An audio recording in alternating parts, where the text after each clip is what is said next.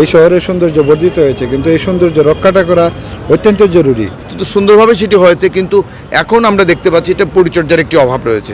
গাছের পরিচর্যা করতে হবে, মাসে কিংবা সপ্তাহে একদিন গাছের পরিচর্যা করলে সেই গাছ কিংবা ফুল গাছগুলো রক্ষা পাবে না। আমরা সৌন্দর্য বর্ধনের পক্ষে, তবে সরকারের যে কোটি কোটি টাকা ব্যয় করে যে সৌন্দর্য বর্ধনগুলো হচ্ছে সেগুলো ধরে রাখার দায়িত্ব কিন্তু সংশ্লিষ্ট কর্তৃপক্ষের। এবং সেই ক্ষেত্রে আমরা মনে করি যে এই শহীদ মিনারের সামনে যে সৌন্দর্য বর্ধন কাজটি হয়েছে অত্যন্ত সুন্দরভাবে সেটি হয়েছে, কিন্তু এখন আমরা দেখতে পাচ্ছি এটা পরিচর্যার একটি অভাব রয়েছে। সেই ক্ষেত্রে সিটি কর্পোরেশন অবশ্যই সেখানে আন্তরিকতা পরিচয় দেবেন এবং সৌন্দর্য বর্ধনের দায়িত্বটা বিশেষ করে কোনো কর্তৃপক্ষকে দেওয়া উচিত, যারা এখানে প্রতিনিয়ত সৌন্দর্য বর্ধনের কাজে গাছের পরিচর্যা করতে হবে।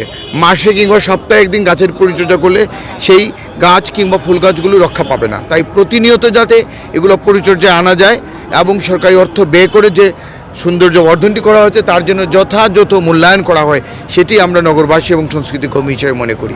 সিলেট দুটি পাতা একটি কুড়ির এবং অলিয়া উলিয়ার একটি শহর, পবিত্র শহর।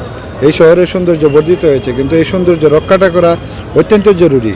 আজকের এই সিটি কর্পোরেশনের যারা দায়িত্বে আছেন, আপনারা যে কাজটি করেছেন সৌন্দর্য বর্ধিত করার জন্য অত্যন্ত সফলতার দাবিদার আপনারা।